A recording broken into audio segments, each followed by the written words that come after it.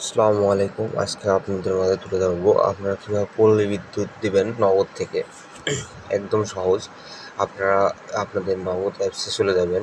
নগদ apps log in করার পর সুন্দর করে দেখতে পারবেন ওখানে একটা পেমেন্ট বার লেখা আছে।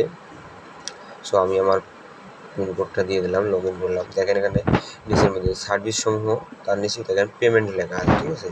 তো মার্চেন্ট পে আর পরে দেখেন বিল পে আছে। তো আমি বিল পে ক্লিক করলে দেখবেন সকল ধরনের বিল আমার এখানে শো করতেছে, যেমন বিদ্যুৎ, গ্যাস, ইন্টারনেট, পানি। তো আমি বিদ্যুৎ বিল দেবো, সেহেতু বিদ্যুতের উপর ক্লিক করলাম।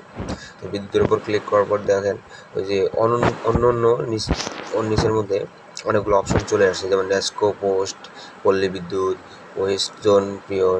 তো এখানে আমি পল্লী বিদ্যুৎ দেবো। তো পল্লী বিদ্যুৎ দেওয়ার সময়